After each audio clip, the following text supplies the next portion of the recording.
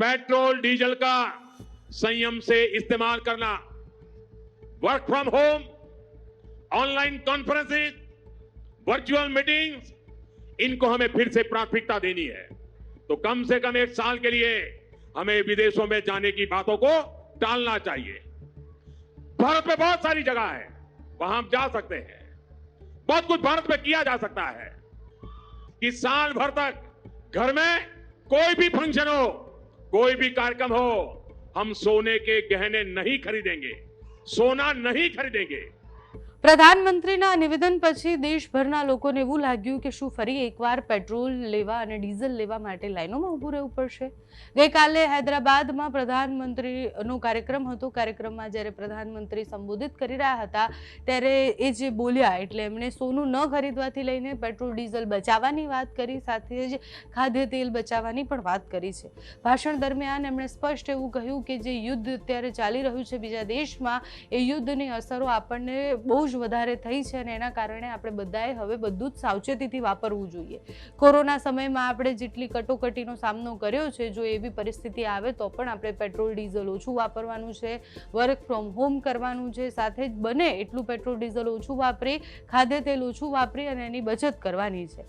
પ્રધાનમંત્રીએ એવું પણ કહ્યું કે સોનું પણ આપણે ખરીદવાનું નથી, જો બને તો આપણને જરૂર ન હોય તો આપણે સોનું પણ ન ખરીદીએ, અને એ બધા જ વિષય પર વાત કરી છે. એટલે યુદ્ધની પરિસ્થિતિના કારણે ભારત પર અત્યારે કેવી અસર થઈ રહી છે અને આગળ જતા શું થઈ શકે એ બધી જ વાત પ્રધાનમંત્રીએ ગઈકાલે કરી છે. સોશિયલ મીડિયા પર અનેક તર્ક વિતર્કો થઈ રહ્યા છે. પ્રધાનમંત્રીના નિવેદન પછી બધા જ લોકો એવું કહી રહ્યા છે સોશિયલ મીડિયા પર કે ચૂંટણી પૂરી થતાં પ્રધાનમંત્રીને આ બધી જ વાત યાદ આવી.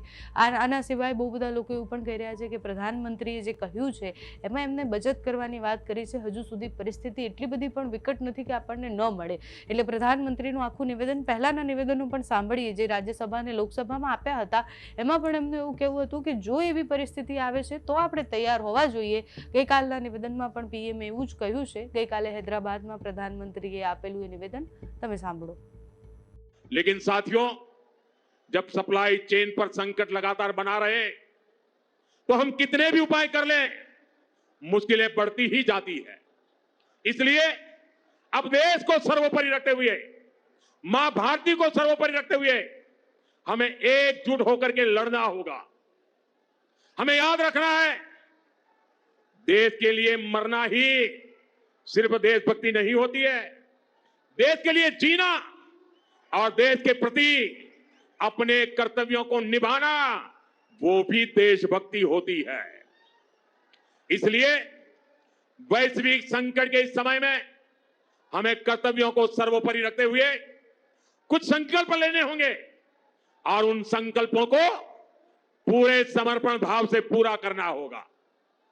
जैसे एक बड़ा संकल्प है पेट्रोल डीजल का संयम से इस्तेमाल करना। साथियों, हमें पेट्रोल डीजल का उपयोग कम करना होगा। शहरों में जहां मेट्रो है वहां हम तय करें कि हम मेट्रो का ही उपयोग करेंगे, ज्यादा से ज्यादा मेट्रो में ही जाएंगे। अगर कार में ही जाना जरूरी है तो फिर कार पूल करने का प्रयास करें और भी लोगों को साथ बिठा ले। अगर हमें कहीं सामान भेजना हो तो कोशिश करनी है कि वह ज्यादा से ज्यादा रेलवे गुड्स के जो ट्रेन होती है रेलवे की सर्विसेज से भेजे, ताकि इलेक्ट्रिक रेलवे होने के कारण पेट्रोल डीजल की जरूरत नहीं पड़ती है। जिन लोगों के पास इलेक्ट्रिक व्हीकल है वो भी कोशिश करें कि इलेक्ट्रिक व्हीकल का ज्यादा से ज्यादा उपयोग करें।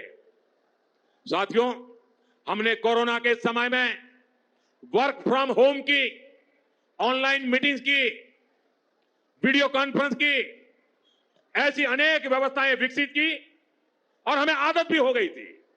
आज समय की मांग ऐसी है कि उन व्यवस्थाओं को हम फिर से शुरू करें तो वो देश हित में होगा। Work from home, online conferences, virtual meetings, इनको हमें फिर से प्राथमिकता देनी है। साथियों, आज जो संकट है उसमें हमें विदेशी मुद्रा बचाने पर भी बहुत जोर देना होगा, क्योंकि दुनिया में पेट्रोल डीजल इतना ज्यादा महंगा हो गया है, पहले से कई गुना ज्यादा कीमतें बढ़ गई है।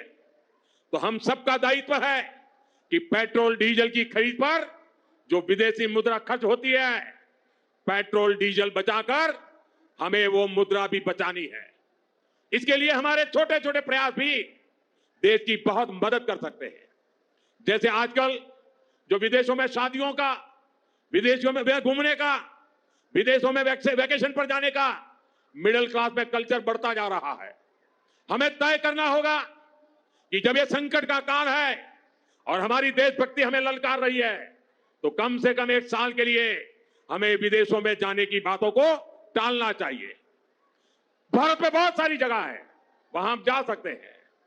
बहुत कुछ भारत में किया जा सकता है। साथियों, हमें विदेशी मुद्रा बचाने के जो भी रास्ते हम लोग अपना सकते हैं, हमें बचाना होगा। साथियों, गोल्ड यानी सोने की खरीद एक और पहलू है जिसमें विदेशी मुद्रा बहुत अधिक खर्च होती है। एक जमाना था जब संकट आता था, कोई युद्ध होता था, तो लोग देश हित में सोना दान दे देते थे। आज दान की जरूरत नहीं है, लेकिन देश हित में हमको यह तय करना पड़ेगा कि साल भर तक घर में कोई भी फंक्शन हो, कोई भी कार्यक्रम हो, हम सोने के गहने नहीं खरीदेंगे, सोना नहीं खरीदेंगे। विदेशी मुद्रा बचाने के लिए हमारी देशभक्ति हमें चुनौती दे रही है और हमें इस चुनौती को स्वीकार करते हुए विदेशी मुद्रा को बचाना होगा।